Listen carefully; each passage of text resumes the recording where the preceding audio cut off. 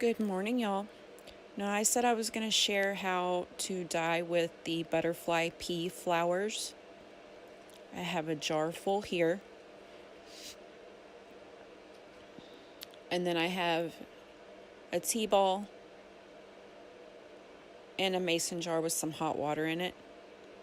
And I'm just going to fill this tea ball up with these little flowers. Now, these are literally just dried butterfly pea flowers. And I'm going to be using this mix to dye paper for journals.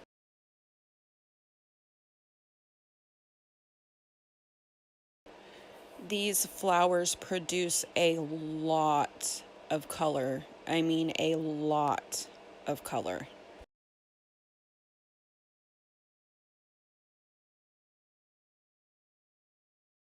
Now I'm just going to drop this down into the hot water, and you can see, or you'll be able to see here in just a second, how quickly the color starts pulling out of these flowers.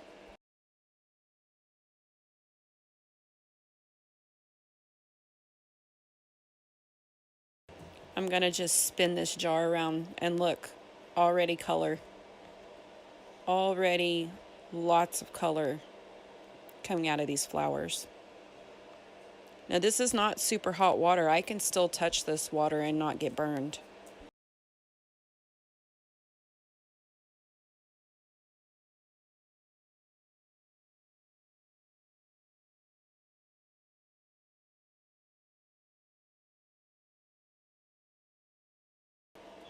Just playing around.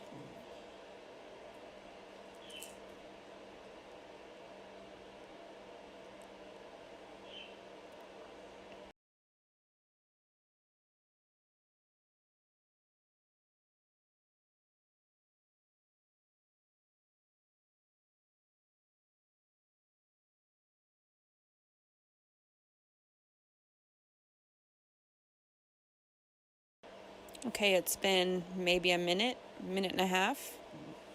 Look at the color on this napkin coming out of those flowers. So I'm just going to let this steep a little bit longer, and I'll get, oops, it happens. I'll let this steep a little bit longer, and there we go. I think I let that sit for about 2.5, maybe 3 minutes. Not very long. And this is just some thin copy paper that I put on a cookie sheet. This cookie sheet I dye paper with all the time. And then I have a natural sponge here. Use whatever you have. You can use your hands.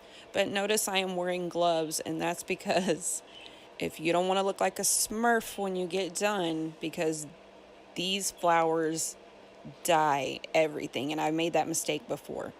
Put some gloves on. Unless you don't mind walking around with blue or purple hands for a day or two. Now, you can definitely pull a lot more color out of these flowers.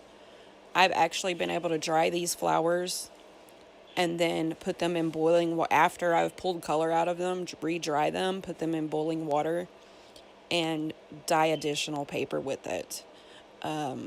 They're just super intense. And I didn't let this sit very long because I'm trying to find the correct color or color close to the journal that I'm currently working in, and I'm hoping that this is going to be a good match. So I'm just going to continue on layering paper, adding my flower water to it. I flip it over, add a little bit more color to this side, and then I'll just continue doing this with layer after layer of paper until I use my water up. And then I will put these onto a baking rack so that they can drain and dry, and I can peel them off in layers. So I'm just going to continue on with this, and then I'll be back to show you how this turned out.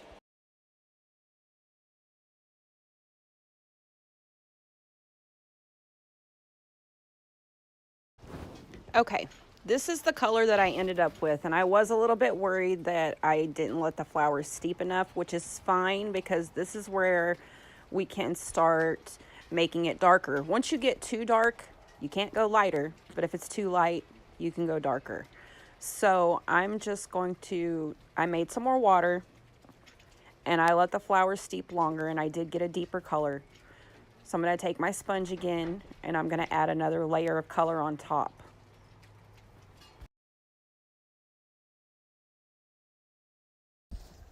And you can see here how much darker my second mix is than what my first mix was. Now these are the same flowers that I originally steeped. I never changed the flowers out that were in the T-ball. So these flowers produce a ton of color.